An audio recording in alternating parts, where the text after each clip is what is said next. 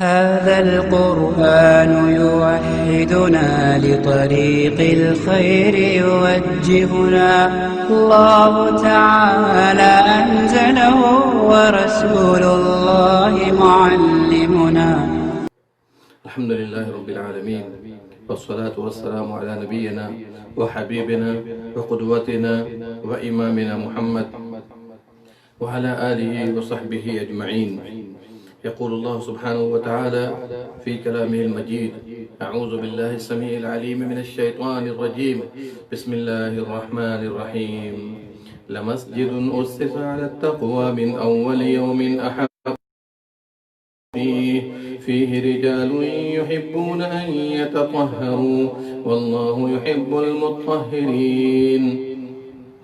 میرے بھائیو، دوستو، آج جس موضوع کو لے کر آپ کے سامنے حاضر ہوا ہوں وہ ہے مسجد نبوی صلی اللہ علیہ وسلم کی زیارت، اور اس کے بعد جس موضوع کو آپ کے سامنے پیش کروں گا وہ ہے پیارے نبی صلی اللہ علیہ وسلم اور ابو بکر و عمر رضی اللہ عنہما کی زیارت.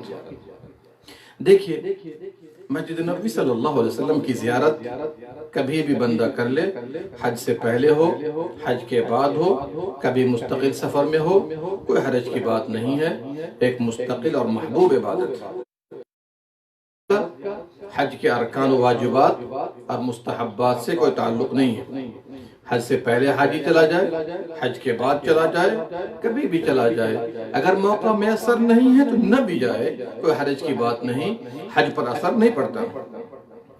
لیکن دور حاضر میں جبکہ بہت سے لوگ دور دراز ممالک کے باشندہ ہیں، مسجد رسول صلی اللہ علیہ وسلم کی زیارت مستقل طور پر کرنا گران معلوم ہوتا ہے، اور یہ لوگوں کی کثرت تعداد اور صعوبت امکانیات کے سبب تو ایک ہی سفر میں حج و زیارت مسجد صلی اللہ علیہ وسلم کر لیتے ہیں، تو کوئی حرج کی بات نہیں ہے. یہ بات واضح رہے کہ زائرین مسجد رسول صلی اللہ علیہ وسلم کی نیت سے کہ آپ کی قبر مبارک کی زیارت کی نیت سے، اس پر پہلے ہم گفتگو کر چکے ہیں. اس لیے کہ سفر بطور عبادت صرف 3 مساجد کے لیے ہے. کسی قبر کی زیارت یہ عام مساجد کے لیے نہیں ہے. جس نے آپ صلی اللہ علیہ وسلم کی قبر کی زیارت کے لیے سفر کیا اور آپ کی مسجد میں نماز کا ارادہ نہ کیا تو ایسا شخص پیارے نبی صلی اللہ علیہ وسلم کی سنت کا مخالف ہے. ہم انشاءاللہ بعد میں وہ احادیث پیش کریں گے جو موضوع ہے جس میں قبر مبارک کی نیت سے سفر کرنے پر اکسایا گیا ہے. تمام محدثین نے اس کو ریجیکٹ کر دیا ہے. جیسے وہ حدیث ہے: جس نے حج کیا اور میری زیارت نہ کی اس نے مجھ پر ظلم کیا. اس طرح کی حدیثیں موجود ہیں جس کو تمام محدثین نے باتفاق ریجیکٹ کر دیا ہے. ضعیف ہے، بلکہ سخت ضعیف ہے اور موضوع روایتیں ہیں. اس لیے مسجد نبوی صلی اللہ علیہ وسلم کی نیت سے سفر کریں اور باذن اللہ تعالی جب وہاں پہنچیں تو قبر مبارک اور صاحبین کی بھی زیارت کریں. اور جب آپ مسجد نبوی کی زیارت کی نیت سے جا رہے ہیں تو دل میں ارادہ رکھیے، چونکہ بغیر نیت کے اللہ تعالیٰ کسی بھی عبادت کو قبول نہیں فرماتا ہے. زبان سے نیت کرنا کسی عبادت کے لیے بھی ثابت نہیں ہے. نہ نبی صلی اللہ علیہ وسلم سے ثابت ہے، نہ صحابہ کرام سے، نہ تابعین اعظام سے، یہاں تک کہ ائمہ اربعہ رحمہم اللہ سے بھی ثابت نہیں ہے. آئیے مسجد نبوی شریف میں داخل ہونے سے قبل بعض اہم آداب کو مد نظر رکھیے. اللہ سبحانہ وتعالی نے مسجد جانے کے وقت زینت اختیار کرنے کا حکم دیا ہے. زینت کیا ہے؟ انسان لباس، پوشاک جیسی جائز اشیاء کے ذریعے خود کو مزین کرے، اس میں فضول خرچی سے پرہیز کرے. اللہ نے فرمایا: یا بنی آدم خذوا زینتکم عند کل مسجد وکلوا واشربوا ولا تسرفوا انہ لا يحب المسرفین. اے بنی آدم، مسجد کی ہر حاضری کے وقت زینت اختیار کرو. سورہ اعراف آیت نمبر 31. آپ صلی اللہ علیہ وسلم نے نماز جمعہ کے لیے بھی زینت اختیار کرنے کا حکم دیتے ہوئے فرمایا وَيَتَطَهَّرْ مَا اسْتَطَاعَ مِن طُهْرٍ حسب استطاعت طہارت و پاکی حاصل کرے رواہ البخاری۔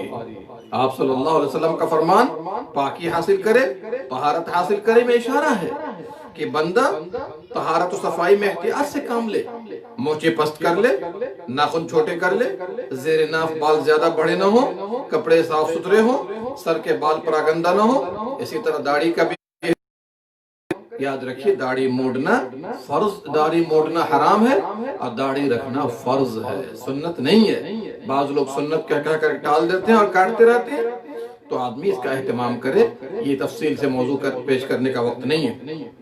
مسواک کر لے وغیرہ وغیرہ، خوشبو لگا لے، یہ نماز جمعہ کے لیے وارد ہے، لیکن اسلام نے طہارت و صفائی کے یہ سارے کام ہمہ وقت طلب کیے ہیں، خواہ انسان مسجد میں نماز جمعہ کے لیے داخل ہو یا عام نمازوں کے لیے، کیونکہ صفائی ہمیشہ مطلوب ہے۔ یہ سارے مساجد کے لیے عام ہے، اس لیے کہ طہارت و نظافت ایمان سے ہے، اور مسجد رسول صلی اللہ علیہ وسلم اس کا زیادہ مستحق ہے۔ اسی طرح اسلام نے اس بات پر بھی اکسایا ہے کہ ہر وہ شخص جو مسجد میں داخل ہو اور اجتماعی کبیر میں شرکت کرے، دوسرے انسان بھائی، جنات اور فرشتوں کا خیال رکھے، انہیں تکلیف نہ دے۔ حسن کچی پیاز، سگریٹ، تمباکو وغیرہ جیسی گندی اور مہک والی اشیاء جو منہ کو بدبودار کر دے، اسے استعمال کر کے مسجد کو نہ جائے۔ اس سے مسجد میں موجود انسان، جنوں اور فرشتوں کو تکلیف ہوتی ہے۔ یہاں یہ بات واضح رہے کہ سگریٹ، تمباکو،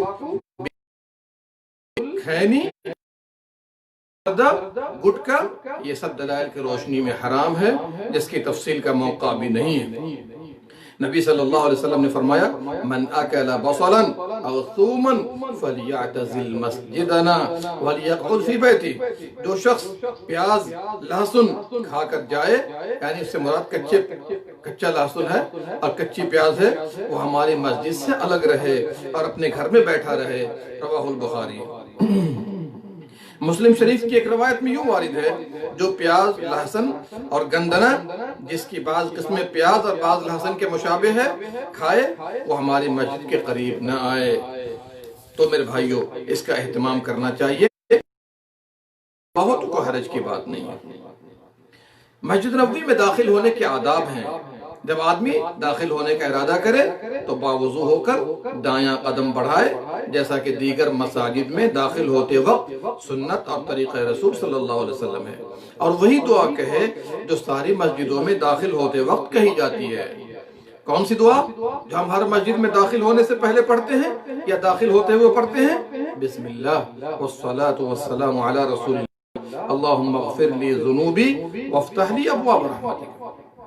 یہ جامع دعا ہے، اگر کوئی شارٹ میں پڑھ دے اللہم افتح لی ابواب رحمتک کوئی بات نہیں ہے، لیکن جامع دعا بسم اللہ والصلاة والسلام علی رسول اللہ، اللہم اغفر لی ذنوبی وافتح لی ابواب رحمتک۔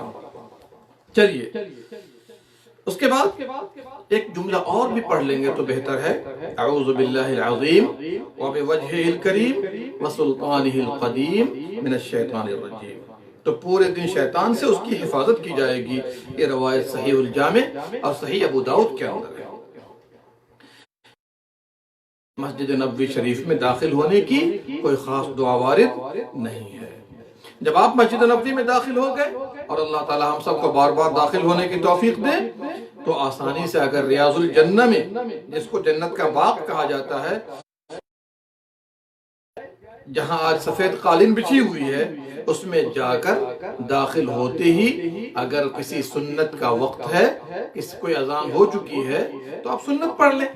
مثال کے طور پر ظہر کی اذان ہو چکی، آپ مسجد نبوی شریف میں داخل ہوئے تو 4 رکعت سنت پڑھ لیجئے، اور اگر صبح 10 بجے داخل ہو گئے، عصر کے بعد داخل ہو گئے، تو 2 رکعت داخلہ مسجد پڑھ لیجئے۔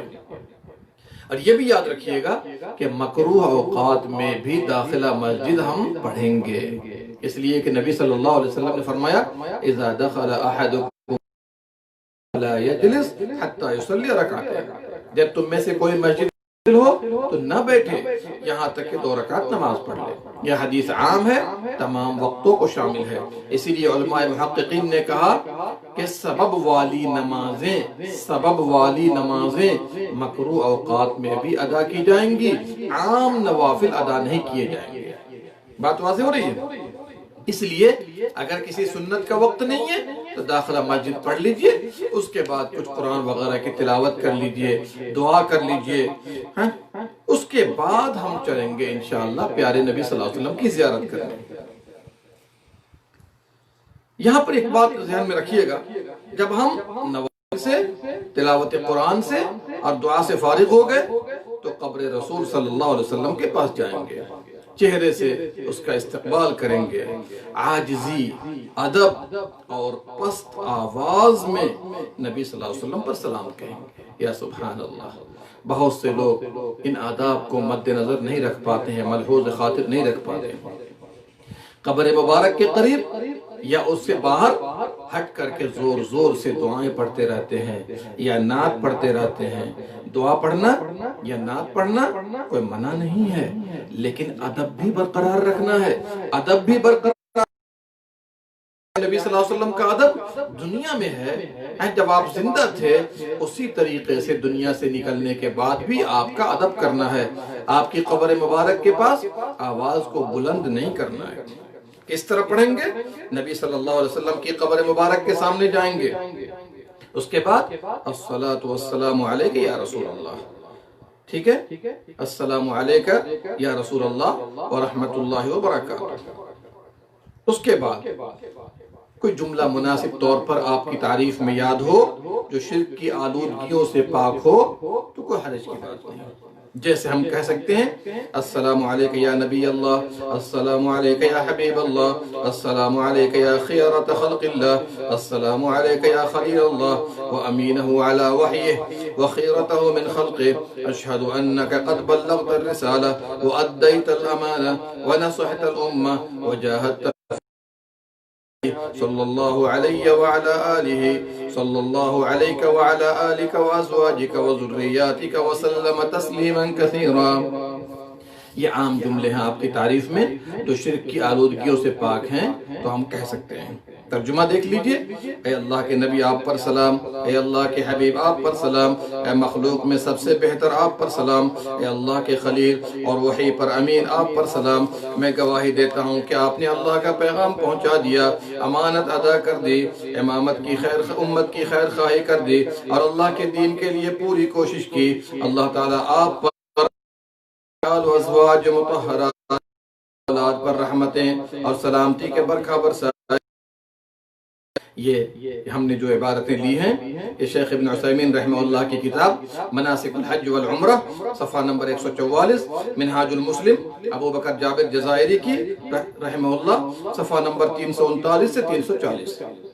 پھر تھوڑا سا دائیں طرف ہٹیں آگے بڑھتے ہوئے اور ابو بکر صدیق رضی اللہ عنہ کو سلام کریں۔ کس طرح؟ السلام علیک یا ابا بکر الصدیق، السلام علیک یا خلیفۃ رسول اللہ فی امتی رضی اللہ عنک وجزاک عن امت محمد خیرا۔ یا صرف آپ السلام علیک یا ابا بکر بھی کہہ سکتے ہیں۔ اے ابو بکر صدیق رضی اللہ عنہ، آپ پر سلامتی ہو، آپ رسول اللہ کے چیدہ اور غار کے ساتھی ہیں، اللہ آپ کو امت رسول کی طرف سے جزائے خیر عطا کرے۔ پھر تھوڑا سا اور دائیں طرف ہٹیں آگے بڑھتے ہوئے اور عمر رضی اللہ عنہ کو سلام کریں۔ آج کل وہاں پر فتحے بنے ہوئے، کھڑکی بنی ہوئی، چھوٹی سی کھڑکی ہے، کیا کہیں گے؟ السلام علیک یا عمر الفاروق ورحمت اللہ وبرکاتہ، جزاک اللہ عن امت محمد خیرا۔ اے عمر فاروق رضی اللہ عنہ، آپ پر سلامتی ہو اور اللہ کی رحمتیں اور برکات آپ پر ہو، اللہ آپ کو امت محمد کی طرف سے بہتر بدلہ عطا کرے۔ یہاں پر ہماری زیارت مکمل ہو گئی۔ اگر زیارت مسجد نبوی شریف کیونکہ یہ عبادت ہے اس کو وسیلہ بنا کر اللہ سے کچھ مانگنے کا ارادہ ہو تو قبر کے پاس سے بالکل ہٹ کر قبلے کی طرف منہ کر کے، جیسے کعبہ نماز کا قبلہ ہے ویسے دعا کا بھی قبلہ ہے، جو چاہیں دعا کریں، اس کا فضل طلب کریں۔ حالانکہ زیارت کے فوراً بعد دعا کرنا سنت ثابت نہیں ہے اور نہ ہی اس کا اہتمام کرنا چاہیے۔ یہ حدیث میں وارد نہیں ہے۔ اسی طرح مسجد نبوی نبی اکرم صلی اللہ علیہ وسلم اور آپ کے صاحبین رضی اللہ عنہما کی زیارت مکمل ہو گئی۔ اگر کوئی دعا کرنا چاہے قبلے کی طرف ہو جائے، کوئی حرج کی بات نہیں، دعا کر سکتا ہے، لیکن اس کا اہتمام نہیں ہونا چاہیے۔ اب آئیے مسجد نبوی شریف سے نکلنے کا طریقہ کیا ہوگا؟ جیسے عام مساجد سے نکلنے کا طریقہ ہوتا ہے۔ کیا دعا پڑھ کے نکلتے ہیں؟ بسم اللہ والصلاة والسلام على رسول اللہ، اللہم انی اسألک من فضلک، اللہم انی اسألک من فضلک، اللہم اعصمنی من الشیطان الرجیم۔ پھر سن لیجئے، بسم اللہ والصلاة والسلام على رسول اللہ، اللہم انی اسألک من فضلک، اللہم اعصمنی من الشیطان الرجیم۔ یہ سب احادیث میں وارد ہے۔ چلیے، یہ ہماری زیارت مکمل ہو گئی۔ پہلے ہم نے مسجد نبوی شریف کی زیارت کی، پھر ہم نے نماز پڑھ لی، دعا کر لیا، تلاوت قرآن بھی حسب توفیق ہم نے کر لیے۔ اس کے بعد گئے نبی صلی اللہ علیہ وسلم کی قبر مبارک کی زیارت کی، ابو بکر صدیق کی زیارت کی، عمر فاروق کی زیارت کی، اور تینوں جو اللہ کے نیک بندے ہیں اور سب سے نیک بندے ہیں، انبیاء کے بعد ابو بکر صدیق ہیں، پھر عمر فاروق ہیں، اور تمام انبیاء میں سب سے افضل ہمارے اور آپ کے حبیب محمد صلی اللہ علیہ وسلم ہیں۔ سبوں کی زیارت ہو گئی، الحمدللہ۔ اللہ تعالیٰ اس زیارت کو قبول کرے، اور اللہ تعالیٰ ہم تمام لوگوں کو ان تینوں کے پڑوس میں جنت میں جگہ نصیب کرے، آمین یا رب العالمین۔ یہاں پر عقیدے کا ایک مسئلہ پیش کرنا چاہتا ہوں، ذرا آپ لوگ بھی غور سے سنیے گا۔ جب ہم نبی صلی اللہ علیہ وسلم کی قبر مبارک کے سامنے گئے تو ہم نے کہا الصلاۃ والسلام علیک یا رسول اللہ، یا ہم نے کہا السلام علیک یا رسول اللہ ورحمۃ اللہ وبرکاتہ۔ پھر اس کے بعد ابو بکر صدیق کے پاس ہم نے کہا السلام علیک یا ابا بکر، عمر فاروق کے پاس ہم نے کہا السلام علیک یا عمر۔ تو یہاں پر ہم نے خطاب کا صیغہ استعمال کیا، مخاطب کیا نا، الصلاۃ والسلام علیک، آپ پر ہو اے اللہ کے نبی، ہے نا، ابو بکر آپ پر سلامتی ہو، عمر فاروق آپ پر سلامتی ہو۔ تو یہاں پر بعض لوگوں کو دھوکہ ہو گیا، انہوں نے کہا کہ دیکھا ہم نے جب مخاطب کیا، اس کا مطلب یہ ہے کہ وہ ہماری طرح زندہ ہیں، وہ سن رہے ہیں، ہماری باتوں کو سن رہے ہیں، اور پھر وہ ہماری طرح زندہ ہیں۔ اس لیے کہ مخاطب ہم نے کیا، اس کا مطلب وہ زندہ ہیں نہیں۔ میرے بھائیو، مخاطب کرنا ہمیشہ سننے پر دلالت نہیں کرتا ہے، نہیں بات سمجھ میں آئی، بلکہ ہمیں یہ توجہ ملحوظ خاطر رکھنا چاہیے کہ ہم نے ان کے لیے سلامتی کی دعا کی ہے۔ جی، ہمیشہ مخاطب کرنا سننے پر دلالت نہیں کرتا ہے۔ میں آپ کو ایک دلیل دے رہا ہوں۔ ہم جب چاند نکل جاتا ہے، نیا چاند نکلتا ہے، رمضان کا ہو، شوال کا ہو، تو پیارے نبی صلی اللہ علیہ وسلم نے ہمیں ایک دعا سکھائی ہے کہ نہیں سکھائی ہے؟ اللہم اہلہ علیہ بالامن والایمان والسلامت والاسلام ربی و ربک اللہ۔ ہم کہتے ہیں اے چاند میرا رب اور تیرا رب اللہ ہے۔ چاند کو مخاطب کر رہے ہیں، تو کیا مطلب ہے کہ چاند ہماری بات کو سنتا ہے؟ نہیں۔ اسی کیا پتہ چلا کہ ہر مخاطب کرنا سننے پر دلالت نہیں کرتا ہے کہ نہیں ہے؟ اب جیسے ہمارے گھر میں کوئی آدمی فوت ہو گیا، ہم نہیں تھے، واپس آ گئے، اور آ کر کے ہم ان کو مخاطب بھی کر دیتے ہیں کہ آپ کتنے اچھے تھے، آپ نے ہمارا بڑا خیال کیا ہے، اللہ آپ کو خوش رکھے۔ اس کا مطلب یہ تھوڑی کہ وہ سن رہا ہے، نہیں، یہ مخاطب کرنے کا ایک انداز ہوتا ہے۔ اور ہم نبی صلی اللہ علیہ وسلم کی قبر مبارک کے پاس یا عام قبرستان میں داخل ہوتے ہوئے بھی دعا پڑھتے ہیں، السلام علیکم یا اہل القبور، یا السلام علیکم اہل الدیار من المؤمنین والمسلمین۔ تو یاد رکھیے یہ ان کے لیے سلامتی، رحمت اور برکت کی دعا ہے۔ اور اسی لیے آپ دیکھیے گا صرف سلام کا لفظ نہیں آتا ہے، بلکہ رحمت اور مغفرت دونوں کا لفظ آتا ہے۔ ہم جو دعا پڑھتے ہیں السلام علیکم اہل الدیار من المؤمنین والمسلمین، اور آگے جا کر کے دیکھیے گا کہ اللہم اغفر لہم ورحمہم، اس طرح سے دعائیں بھی ثابت ہیں۔ کیا پتا چلا کہ اللہ کی رحمت، اللہ کی مغفرت، اللہ کی سلامتی کے لیے ہم دعا کرتے ہیں، ان کے لیے دعا کرتے ہیں۔ تو یہ شبہ پیدا نہ ہو. بعض لوگ شبہ پیدا کر دیتے ہیں کہ نہیں جی ہم اس لیے سلام کرتے ہیں نا کہ وہ سنتے ہیں. نہیں میرے بھائی، سننا ضروری نہیں ہے مخاطب کرنے کے لیے، بلکہ ہم ان کے لیے سلامتی اور رحمت و مغفرت کی دعا کرتے ہیں. اور یہ بھی یاد رکھیے گا کہ ہم نماز میں پڑھتے ہیں السلام علیکہ ایھا النبی، پڑھتے ہیں نا؟ ہم بھی پڑھتے ہیں اور نبی صلی اللہ علیہ وسلم بھی پڑھتے تھے، صحابہ کرام بھی آپ کے پیچھے.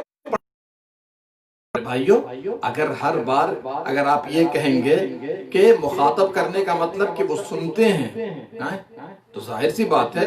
مجھے بتائیے دنیا کے کسی کونے سے کوئی پڑھتا ہو، کیا نبی صلی اللہ علیہ وسلم سنتے ہیں؟ صحابہ کرام آپ کے پیچھے پڑھتے تھے، سنانے کے لیے پڑھتے تھے. اور پھر نبی صلی اللہ علیہ وسلم جب پڑھتے تھے تو وہ کس کو سنانے کے لیے پڑھتے تھے؟ غور کرنے کا مقام ہے کہ نہیں ہے؟ اس لیے یہ سنانا مطلب نہیں ہے بلکہ سلامتی کی دعا ہے. اسی لیے ہم پڑھتے ہیں السلام علیکہ ایھا النبی ورحمۃ اللہ وبرکاتہ، السلام علینا وعلی عباد اللہ الصالحین. تو یہ سب سلامتی، رحمت، مغفرت، برکت کی دعائیں ہیں. اس لیے کہ یہ اہل سنت والجماعت کا عقیدہ ہے قرآن کی روشنی میں اور سنت کی روشنی میں کہ دنیاوی اعتبار سے آپ صلی اللہ علیہ وسلم کی وفات ہو گئی ہے. اور یہ میں نہیں کہہ رہا ہوں، اس لیے کہ ہمیں اللہ کے نبی صلی اللہ علیہ وسلم سے اللہ کے بعد سب سے زیادہ محبت ہے، لیکن آپ صلی اللہ علیہ وسلم کے لیے موت کا لفظ اللہ نے قرآن میں استعمال کیا ہے. اِنَّكَ مَيِّتُ وَإِنَّهُمْ مَيِّتُونَ، سورہ زمر آیت نمبر 20.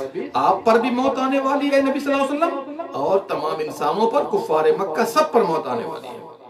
دیکھیے اِنَّكَ مَيِّتُ، پیارے نبی کے لیے اللہ نے موت کا لفظ استعمال کیا. قرآن کھول کر جا کے دیکھ لیجئے گا. اسی طرح سورہ آل عمران آیت نمبر 144، وَمَا مُحَمَّدٌ إِلَّا رَسُولٌ قَدْ خَلَتْ مِن قَبْلِهِ الرُّسُلُ أَفَإِن مَاتَ. دیکھ رہے ہیں سورہ آل عمران آیت نمبر 144. کیا جب آپ پر موت آ جائے گی یا اگر شہید کر دیے گئے تو یہ لوگ آپ کے صحابہ اسلام سے پھر جائیں گے؟ سورہ آل عمران کی یہ آیت ہے. یہاں بھی ہمارے نبی کے لیے موت کا لفظ استعمال کیا گیا ہے. تیسرا مقام لیجئے قرآن میں، وَمَا جَعَلْنَا لِبَشَرٍ مِّن قَبْلِكَ الْخُلْدَ، آپ سے پہلے ہم نے کبھی کسی انسان کے لیے ہمیشگی نہیں رکھی. أَفَإِن مِّتَّ فَهُمُ الْخَالِدُونَ، جائے گی تو یہ لوگ ہمیشہ رہیں گے. یہاں بھی موت کا لفظ ہمارے نبی کے لیے استعمال ہے، سورہ انبیاء آیت نمبر 24. اور اسی لیے جب ابو بکر صدیق رضی اللہ عنہ آئے پیارے نبی کی وفات کے بعد، اللہ اکبر، چہرہ کھولا، دونوں آنکھوں کے درمیان پیشانی پر بوسہ دیا اور کیا کہا تھا؟ طِبْتَ حَيًّا وَمَيِّتًا. صحیح بخاری کی حدیث ہے، طِبْتَ حَيًّا وَمَيِّتًا. اے اللہ کے نبی صلی اللہ علیہ وسلم، جب تک آپ باحیات رہے یا آپ پر موت آ گئی، دونوں حالت میں آپ تر و تازہ ہیں. بتائیے ابو بکر صدیق سے بہتر دین ہم اور آپ جانتے ہیں؟ نہیں. انہوں نے نبی کے لیے موت کا لفظ استعمال کیا ہے. بلکہ جو خطبہ دیا تھا، عمر فاروق رضی اللہ عنہ پریشان ہو گئے، سارے صحابہ پریشان تھے. عمر فاروق نے یہاں تک کہنا شروع کر دیا کہ جو کہے گا پیارے نبی صلی اللہ علیہ وسلم پر موت آ گئی، ہم اس کی گردن اڑا کر رکھیں گے. اس وقت ابو بکر صدیق نے ایک تاریخی خطبہ دیا تھا. کیا کہا تھا اس میں؟ ایک جملہ یہ بھی تھا، من کان یعبد محمدا فإن محمدا قد مات. جو بھی محمد صلی اللہ علیہ وسلم کی عبادت کیا کرتا ہے تو محمد صلی اللہ علیہ وسلم پر موت آ چکی ہے. رواہ البخاری. اور یہ کتنی واضح دلیل ہے. آپ کی وفات کے بعد آپ کے جسم اطہر کو غسل دیا گیا، کفن پہنایا گیا، انفرادی طور پر نماز جنازہ ادا کی گئی، دفن کیا گیا. یہ ساری دلیلیں کس بات کی ہیں؟ کہ آپ پر موت آ چکی ہے. اور موت آئی تو ابو بکر صدیق خلیفہ بنے. اگر ہم زندہ مان لیتے ہیں دنیا کی طرح سے تو پھر کیا ابو بکر صدیق کے لیے جائز ہے کہ وہ خلیفہ بن جائیں ہمارے نبی کے رہتے ہوئے؟ چلیے دنیا سے چلے گئے، اللہ ان پر رحمتیں، برکتیں. اور دنیا سے نکلنے کے بعد قرآن زخی زندگی، یہ قرآن کہہ رہا ہے. کیا کون سی آیت ہے؟ سورۃ المؤمنون آیت نمبر 100. وَمِن وَرَائِهِم بَرْزَخٌ إِلَى يَوْمِ يُبْعَثُونَ. میرے بھائیو قرآن پڑھیے، لوگوں کے منہ پر مت چلیے. اللہ نے کیا فرمایا؟ موت کے بعد اٹھائے جانے تک برزخ ہے، برزخی زندگی ہے. دنیا سے نکلنے کے بعد کسی کے لیے بھی دنیاوی زندگی نہیں ہے، کسی کے لیے بھی نہیں ہے. اب جہاں جہاں پر شہداء کے بارے میں آیا ہے کہ وہ زندہ ہیں، نبی صلی اللہ علیہ وسلم کے بارے میں آیا ہے کہ اللہ کے نبی زندہ ہیں، روزی دی جا رہی ہے، اس سے مراد دنیاوی زندگی نہیں ہے. اور برزخی زندگی کی کیفیت کو اللہ کے سوا کوئی نہیں جانتا۔ یہ الگ بات ہے کہ شہداء اور تمام اولیاء سے بہت بہتر برزخی زندگی انبیاء کی ہے، اور انبیاء میں سب سے بہتر برزخی زندگی ہمارے اور آپ نبی صلی اللہ علیہ وسلم کی ہے۔ اور اسی لیے جو شخص بھی آپ صلی اللہ علیہ وسلم پر صلاۃ و سلام کسی جگہ سے بھی پڑھے، فرشتے لے کر پہنچاتے ہیں، اللہ ان کی روح واپس کرتا ہے۔ اس لیے کہ عبداللہ بن مسعود رضی اللہ عنہ کی حدیث میں ہے، ان للہ ملائکۃ سیاحین فی الارض یبلغونی من امتی السلام۔ اللہ کے بہت سے فرشتے ٹورسٹ ہیں، گھومتے رہتے ہیں، چکر لگاتے ہیں زمین میں، اور میری امت سے سلام لے کر مجھے پہنچاتے ہیں۔ کیا پتا چلا؟ سلام فرشتے پہنچاتے ہیں، قریب سے پڑھیے، دور سے پڑھیے، فرشتے پہنچاتے ہیں۔ اور یہ حدیث اس بات پر بھی دلیل ہے کہ وہ ڈائریکٹ سنتے نہیں ہیں۔ اگر ڈائریکٹ سنتے تو کا مطلب کیا ہوگا؟ اور یہ روایت کہاں ہے؟ نسائی کے اندر ہے، دارمی کے اندر ہے۔ صحیح سنن نسائی میں علامہ البانی نے صحیح قرار دیا، حدیث نمبر 1282، صحیح الترغیب 1664 نمبر کی حدیث ہے۔ اس کی مزید وضاحت ابو ہریرہ کی حدیث میں نبی صلی اللہ علیہ وسلم نے فرمایا، ما من احد یسلم علی الا رد اللہ علی روحی حتی ارد علیہ السلام۔ اگر کوئی مجھ پر سلام پڑھتا ہے تو اللہ میری روح کو لوٹاتا ہے۔ حدیث کو ذرا دھیان سے سنیے گا، اللہ میری روح کو لوٹاتا ہے اور پھر میں سلام کا جواب دیتا ہوں۔ روح کو لوٹانا اس بات پر واضح دلیل ہے کہ روح مبارک آپ کے جسم مبارک میں ہر وقت موجود نہیں ہے، بلکہ اللہ تعالیٰ روح لوٹاتا ہے۔ اب کتنی مرتبہ لوٹاتا ہے؟ چونکہ کروڑوں اربوں لوگ سلام پڑھنے والے ہیں، یہ امور غیب میں سے ہے، اس کی کیفیت کو اللہ ہی بہتر جانتا ہے۔ لیکن ہمیں حدیث کو پہلے تسلیم کرنا ہے کہ روح لوٹائی جاتی ہے، اس کا مطلب ہر وقت روح مبارک جسم مبارک میں موجود نہیں ہے۔ تو کہاں ہے روح مبارک؟ ہر وقت کہاں ہے؟ اس لیے کہ سلام کے لیے روح لوٹائی جاتی ہے نا۔ تو اس کی دوسری وضاحت ہے صحیح بخاری کے اندر، کیا ہے کہ آپ کی روح مبارک اعلیٰ علیین جنت میں ہے۔ صحیح بخاری کتاب الجنائز اور حدیث سمرہ رضی اللہ عنہ میں اس کی وضاحت موجود ہے۔ تو اب آئیے، بعض کم فہم لوگ یہ بھی کہہ دیتے ہیں جب کوئی دور سے سلام کرتا ہے تو فرشتے پہنچاتے ہیں، اور جب قبر کے پاس سلام کیا جاتا ہے تو اسے ڈائریکٹ سنتے ہیں اور جواب دیتے ہیں۔ میرے بھائی، اس پر کوئی بھی صحیح حدیث وارد نہیں ہے۔ اگر وارد ہوتی ہمیں ماننے میں کوئی تکلیف نہیں ہے۔ ایک حدیث لوگ پیش کرتے ہیں جس کو محدثین نے موضوع قرار دیا ہے، بناوٹی ہے، جعلی ہے، ریجیکٹ کر دیا ہے۔ کون سی حدیث ہے جو قابل حجت نہیں ہے؟ جو مجھ پر میرے قبر کے پاس درود پڑھتا ہے اور جو دور سے پڑھتا ہے مجھے پہنچایا جاتا ہے۔ میرے بھائی، یہ حدیث ضعیف ہی نہیں بلکہ موضوع ہے، بناوٹی ہے، لوگوں نے بنایا ہوا ہے، اور اسی لیے محدثین نے اس کو موضوع قرار دیا ہے۔ علامہ البانی نے سیوطی کی اس حدیث کو موضوع قرار دیا ہے ضعیف الجامع کے اندر، اور ایک روایت شعب الایمان بہقی کے اندر بھی ہے، تو شعب الایمان کی حدیث کو ضعیف اور سیوطی کی حدیث کو موضوع قرار دیا ہے۔ ضعیف الجامع دیکھ لیجئے، حدیث نمبر 5670، تخریج مشکات حدیث نمبر 924، علامہ ابن تیمیہ نے بھی اس کو موضوع قرار دیا ہے۔ کیا پتا چلا؟ آپ دور سے پڑھیے، نزدیک سے سلام پڑھیے، درود پڑھیے، فرشتے ہیں جو پہنچا دیتے ہیں۔ اور جہاں تک معاملہ سننے کا ہے تو نبی صلی اللہ علیہ وسلم بھی ڈائریکٹ نہیں سنتے، اور کوئی دنیا سے گزرنے والا مسلمان بھی ڈائریکٹ نہیں سنتا ہے۔ کیوں؟ اس سلسلے میں قرآن کی بہت سی آیات ہیں جس سے یہ بات سورج سے زیادہ روشن ہو جاتی ہے کہ مردے سنتے نہیں ہیں۔ بھئی اللہ کبھی کسی کو سنا دے کسی موقع پر، یہ اللہ کی مرضی ہے، لیکن قاعدہ کلیہ نہیں۔ اللہ نے فرمایا کہ مردے سنتے نہیں ہیں، وَمَا أَنْتَ بِمُسْمِعٍ مَّن فِي الْقُبُورِ، آپ کا سورہ فاطر آیت نمبر 22۔ دوسری آیت اِنَّكَ لَا تُسْمِعُ الْمَوْتَى، آپ مردوں کو سنا نہیں سکتے، سورہ نمل آیت نمبر 80، سورہ روم آیت نمبر 52۔ تیسری آیت لے لیجئے، وَالَّذِينَ تَدْعُونَ مِن دُونِهِ مَا يَمْلِكُونَ مِن قِطْمِيرٍ، جن کو تم اللہ کے سوا پکارتے ہو وہ ذرہ برابر بھی کسی چیز کے مالک نہیں ہے۔ قطمیر کہتے ہیں کھجور کے اوپر جو پتلی جھلی ہوتی ہے گٹھلی کے اوپر، اس کو قطمیر کہا جاتا ہے۔ جن کو تم پکارتے ہو اللہ کے علاوہ وہ اس جھلی کے بھی مالک نہیں ہے۔ اگر تم انہیں پکارو گے وہ تمہاری پکار نہیں سنیں گے، اور اگر سپوز سن بھی لیں تو دعا قبول نہیں کریں گے۔ وَيَوْمَ الْقِيَامَةِ يَكْفُرُونَ بِشِرْكِكُمْ، قیامت کے دن وہ تمہارے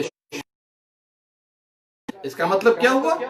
اللہ کے علاوہ کسی اور کو ایسی چیز کے لیے پکارنا جس میں اللہ ہی قادر ہے، غیروں کو پکارنا شرک ہوگا، اور قیامت کے دن جن کو لوگ پکارتے ہیں وہ شرک کا انکار کر جائیں گے۔ سورہ فاطر آیت نمبر 13 سے 14۔ چوتھی حدیث ہم نے پیش کی تھی، اللہ کے بہت سے فرشتے ٹورسٹ ہیں جو گھوم گھوم کر لوگوں کے سلام کو لے کر نبی صلی اللہ علیہ وسلم کو پہنچاتے ہیں۔ اس کا مطلب نبی صلی اللہ علیہ وسلم سنتے نہیں ہیں۔ اور پانچویں نمبر حدیث یاد رکھیے، پانچویں نمبر دلیل حدیث قلیب بدر، جب بدر میں کم و بیش 24 کفار کے سرغنہ کو قتل کیا گیا، اور عبداللہ بن عمر رضی اللہ عنہ کی حدیث میں ہے، یہ حدیث مشہور ہے کہ نبی صلی اللہ علیہ وسلم بدر کے کنواں پر کھڑے ہو گئے اور تمام کفار کو جو اس میں مارے گئے تھے کیا کہہ رہے تھے؟ هل وجدتم ما وعد ربكم حقا، تمہارے رب نے جو سچا وعدہ کیا تھا تم نے اس کو سچا پایا کہ نہیں پایا؟ پھر کہا انہم الان یسمعون ما اقول، وہ لوگ ابھی سن رہے ہیں جو میں کہہ رہا ہوں، رواہ البخاری، ابھی سن رہے ہیں۔ اس کا مطلب مردے ہمیشہ سنتے نہیں ہیں۔ یہ نبی صلی اللہ علیہ وسلم کی خصوصیت تھی، اس بنا پر بہت سے محدثین نے اس کو معجزہ میں شمار کیا ہے۔ اور اس طرح میں ایک اور روایت بخاری مسلم کے اندر کہ نبی صلی اللہ علیہ وسلم کے صحابی عمر فاروق نے، جب وہ نبی صلی اللہ علیہ وسلم مخاطب کر رہے تھے کفار کو جو قتل کر دیے گئے، تو عمر فاروق رضی اللہ عنہ کہہ رہے تھے اللہ کے نبی صلی اللہ علیہ وسلم ما تکلم من اجساد لا ارواح فیہا، ایک روایت میں ہے 3 دن کے بعد آپ ان کو پکار رہے تھے، تو عمر فاروق نے کہا کہ آپ ایسے جسم سے بات کر رہے ہیں جس میں کوئی روح نہیں ہے۔ تو عمر فاروق کا اعتراض کرنا اس بات پر دلیل ہے کہ تمام صحابہ کا عقیدہ تھا کہ مردے سنتے نہیں ہے کہ نہیں ہے؟ چلیے اس طرح کے دلائل ہم نے 4 5 6 پیش کر دیے ہیں۔ عام قاعدہ یہ ہے کہ مردے سنتے نہیں ہیں، اور جو سننے لگے مردے تو مردہ ہی نہیں کہا جائے گا، پھر تو وہ زندہ ہو گیا، ہے کہ نہیں؟ چلیے دلائل اور بھی ہیں، تفصیل کا موقع نہیں ہے۔ اب آئیے، کچھ لوگ قیل قال کرتے ہیں اور کہتے ہیں نہیں جی مردے سنتے ہیں۔ چلیے ان کی دلیل کیا ہے؟ ان کی پہلی دلیل یہ ہے، کہتے ہیں کہ جب ہم قبرستان جاتے ہیں تو مردوں کو ہم سلام کرتے ہیں۔ تو میں نے پہلے بتا دیا یہ سلامتی کی دعا ہے، نہ کہ وہ سنانے کے لیے ہوتا ہے۔ تو لوگ کہتے ہیں نہیں ہم تو زیارت، حدیث میں زیارت کا لفظ ہے، تو بھائی زیارت کا یہ مطلب نہیں ہے کہ وہ زندہ ہیں، بیٹھے ہوئے ہیں، آپ کے سلام کا جواب دے رہے ہیں، ایسا نہیں ہے۔ زیارت، اب آپ مجھے بتائیے کہ ہم 10 تاریخ کو 10 ذی الحجہ کو طواف زیارت کرتے ہیں نا، مسجد قباء کی زیارت کرتے ہیں نا، تو کیا مسجد قباء بھی آپ کی بات کو سنتے ہیں؟ خانہ کعبہ بھی آپ کی بات کو سن رہا ہے؟ نہیں میرے بھائی، یہ مقصود نہیں ہے۔ زیارت معنوی طور پر کہہ دیا گیا ہے۔ چلیے قلیب بدر والی حدیث بھی لوگ پیش کر دیتے ہیں کہ دیکھیں نبی صلی اللہ علیہ وسلم نے سنایا۔ میرے بھائی عام قاعدہ یہ ہے کہ مردے سنتے نہیں ہے، اسی لیے تو عمر فاروق نے اعتراض کیا تھا، اور پیارے نبی نے اسی لیے کہا انہم الان، وہ ابھی سن رہے ہیں، اس کا مطلب ہمیشہ سنتے نہیں ہے۔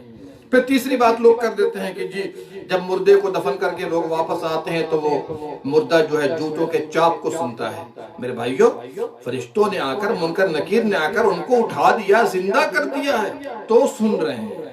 جی زندہ کر دیا ہے، زندہ کیا گیا سوال جواب کے لیے، اس بنا پر وہ سنتے ہیں۔ اب سنایا کیوں گیا؟ حکمت یہ ہے حسرت ہو، ندامت ہو کہ پوری زندگی کو ہم نے ضائع کر دیا، پوری زندگی کو ہم نے ضائع کر دیا، یہ حسرت دلانے کے لیے اللہ تعالیٰ سناتا ہے۔ ورنہ ایسا نہیں ہے کہ جتنے مردے ہم جائیں گے اور واپس آئیں گے تو وہ سنیں گے، ایسا نہیں ہے، بلکہ نئے مردوں کے ساتھ یہ معاملہ کیا جاتا ہے۔ ایک اور حدیث لوگ پیش کرتے ہیں، یہاں تک کہ بعض علماء نے بھی اس کو پیش کرنے کی کوشش کی، ذرا اس پر بھی غور کیجئے گا۔ حدیث کیا ہے؟ ما من عبد یمر بقبر رجل کان یعرفه فی الدنیا، آدمی جب کسی انسان کی قبر سے گزرتا ہے، وہ اسے پہچانتا تھا دنیا میں، ہے تو اسے پہچان لیتا ہے اور وہ سلام کا جواب دیتا ہے۔ یہ حدیث کمزور ہے، تحقیق یہ ہے کہ یہ حدیث کمزور ہے۔ میں نے تحقیق ایک پیج میں لکھ کر کے میں لایا ہوں تاکہ آپ کو بتا دوں، لیکن صرف اشارہ کرنا چاہتا ہوں تاکہ آپ کو یہ پتا چل جائے کہ عام قبرستان میں بھی جاتے ہوئے جو ہم سلام پڑھتے ہیں، یہ نہیں کہ وہ جواب دیتے ہیں، بلکہ سلامتی کی دعا ہوتی ہے۔ اگر آپ چاہتے ہیں تھوڑی تحقیق پیش کر دوں، ایک روایت پیش کی جاتی ہے، ابن عبد البر نے اپنی کتاب الاستذکار کے اندر بشر بن بکیر کے طریق سے ہے، اور انہوں نے اوزاعی سے، اور اوزاعی نے عطا نے عبید بن عمیر سے، اور انہوں نے ابن عباس سے مرفوعاً روایت کی ہے، وہی حدیث جو میں نے آپ کو پیش کی ہے۔ یہاں پر یاد رکھیے گا، تحقیق کرنا چاہتے ہیں تو ابن عبد البر کے شیخ جو ہے ابو عبداللہ عبید بن محمد، یہ مجہول غیر معروف راوی ہے۔ چلیے، اسی طریقے سے انہوں نے جس سے سنا فاطمہ بنت ریان مخزومی سے، یہ بھی مجہول ہیں، ان کی روایت ربیع بن سلیمان سے شاذ ہے۔ اسی طریقے سے یہ دونوں راوی ضعیف ہیں، اس بنا پر علامہ البانی نے ضعیف الجامع کے اندر حدیث نمبر 5208 میں ضعیف قرار دیا ہے۔ اور اگر ایک اور روایت لے لیجئے جس کو ابو بکر شافعی نے اپنی کتاب مجلسان کے اندر، ابن جمع نے اپنی کتاب معجم کے اندر، ابو العباس عصم فی الثانی من حدیث ہی، اس طریقے سے خطیب نے اپنی تاریخ کے اندر، تمام نے فوائد کے اندر، انہوں نے ابن عساکر سے، الدیلمی نے، الذہبی نے سیر اعلام النبلاء کے اندر ایک اور روایت پیش کی ہے۔ کیا ہے؟ عبد الرحمن بن زید بن اسلم عن ابی ہریرہ مرفوعاً، یہ بھی ایک روایت لوگ پیش کرتے ہیں، تو یاد رکھیے گا عبد الرحمن بن زید بن اسلم ضعیف راوی ہے، محدثین نے اس کی روایت کو لینا چھوڑ دیا تھا۔ بات سمجھ میں آ رہی ہے؟ ایک اور روایت پیش کی جاتی ہے، کیا ہے؟ کتاب القبور کے اندر ابن ابی الدنیا نے روایت پیش کی ہے، باب کیا ہے؟ باب معرفت الموتى بزیارت الاحیاء، سند سن لیجئے، محمد بن قدامہ الجوہری نے، ابن ابی الدنیا نے محمد ابن قدامہ الجوہری نے معن بن عیسیٰ سے، اور انہوں نے ہشام بن سعد سے، انہوں نے زید بن اسلم سے، انہوں نے ابو ہریرہ سے۔ اب بتائیے، موقوف روایت ہے، نبی صلی اللہ علیہ وسلم کا فرمان نہیں ہے۔ دوسری بات، زید بن اسلم کی ملاقات ابو ہریرہ کے ساتھ نہیں، یہ روایت منقطع ہے۔ اسی طریقے سے محمد ابن قدامہ جوہری ضعیف راوی ہے۔ کیا پتا چلا؟ روایت ہے۔ ایک اور روایت لوگ پیش کرتے ہیں، لیکن چونکہ تفصیل کا بھی موقع نہیں ہے، حالانکہ بعض علماء نے ان میں سے نام آتا عبد الحق اشبیلی کا، انہوں نے اس کی سند کو صحیح قرار دیا ہے۔ صحیح بات یہ ہے کہ ان کو مغالطہ ہو گیا، دھوکہ ہو گیا، اسی لیے حافظ ابن رجب حنبلی فرماتے ہیں کہ یہ روایت غریب ہے، بلکہ منکر روایت ہے۔ کیا پتا چلا؟ پتہ یہ چلا کہ ہم قبرستان میں جو سلام پڑھتے ہیں جاتے ہوئے، داخل ہوتے ہوئے، اور نبی صلی اللہ علیہ وسلم کی قبر مبارک پر جو ہم پڑھتے ہیں، یہ سب سلامتی کی دعا ہے، اس میں کوئی شک نہیں ہے۔ یہ خصوص ان کی روح کو لوٹاتا ہے اور وہ سلام کا جواب دیتے ہیں، تو یہ آپ کے لیے اسپیشل کوٹا ہے جس میں تمام امت میں کوئی شریک نہیں ہے۔ عام مردوں کے لیے سلامتی کی دعا کرتے ہیں، اللہ کی رحمت اور برکت کی دعا کرتے ہیں، اور نبی صلی اللہ علیہ وسلم کی روح عام طور پر اعلیٰ علیین جنت میں ہے، ہم نے حوالہ پیش کر دیا ہے، لیکن نبی صلی اللہ علیہ وسلم کی خصوصیت یہ ہے، جیسا کہ ابو داؤد کی حسن روایت گزری، کہ جب کوئی مجھ پر سلام پڑھتا ہے، اللہ میری روح کو لوٹاتا ہے، میں اس کے سلام کا جواب دیتا ہوں۔ تو یہ اللہ کے نبی کی خصوصیت ہے اور اللہ کی خاص رحمت ان کے اوپر ہے، لہٰذا ہم یہ عقیدہ رکھیں، ہم دور سے پڑھیں، نزدیک سے سلام پڑھیں، جا کر پیارے نبی پر، ان کی قبر پر جا کے سلام پڑھیں، تو یہ ان کے لیے سلامتی اور رحمت کی دعا ہے، برکت کی دعا ہے۔ یہ الگ بات ہے کہ ان کی خصوصیت ہے کہ اللہ ان کی روح کو لوٹاتا ہے اور وہ سلام کا جواب دیتے ہیں۔ تو میرے بھائیو، یہ میں نے اتنی وضاحت کیوں کی ہے؟ اس لیے کہ عام طور پر لوگوں میں یہ بدعقیدگی پائی جاتی ہے کہ ہم قبرستان اس لیے جاتے ہیں کہ وہ سنتے ہیں، سلام اس لیے پڑھتے ہیں کہ وہ جواب دیتے ہیں، ہم نبی صلی اللہ علیہ وسلم پر خطاب کا صیغہ اس لیے پڑھتے ہیں کہ وہ ڈائریکٹ سنتے ہیں، اگر قریب سے ہو، دور سے ہو تو فرشتے پہنچاتے ہیں۔ اس طریقے سے ہمارے اندر مردوں کے بارے میں یہ عقیدہ پایا جاتا ہے کہ وہ ڈائریکٹ سنتے ہیں، اور تب یہیں سے وہ میل لائن ملاتے ہیں کہ جب سنتے ہیں تو ہماری فریاد بھی پوری کرتے ہیں، حاجت روائی، مشکل کشائی بھی کرتے ہیں، کیونکہ شرکیہ عقیدہ، شرکیہ عمل ہے یہ سب۔ تو میرے بھائیو، نبی صلی اللہ علیہ وسلم کی قبر کی زیارت کس طرح کریں گے ہم نے بتا دیا، اور ان پر جو سلام پڑھتے ہیں خطاب کے صیغے کے ساتھ، اس لیے کہ ان کے لیے سلامتی اور رحمت و برکت کی دعا ہے۔ ہاں، نبی صلی اللہ علیہ وسلم کی خصوصیت ہے کہ اللہ ان کی روح کو لوٹاتا ہے اور وہ ہمارے سلام کا جواب دیتے ہیں اللہ کی توفیق اور اس کی رحمت سے۔ عام حالت میں آپ کی روح کہاں ہے؟ اعلیٰ علیین، جنت میں، جیسا کہ بخاری کے حوالے سے ہم نے حدیث پیش کر دی ہے۔ اللہ سبحانہ وتعالی ہم سب کو مسجد نبوی شریف کی زیارت بار بار کرنے کی توفیق مرحمت فرمائے، اور پیارے نبی صلی اللہ علیہ وسلم اور صاحبین کی قبر مبارک کی زیارت کرنے کی توفیق دے، آمین یا رب العالمین۔ اللہم صلی علی نبینا محمد وعلی آلہ اجمعین۔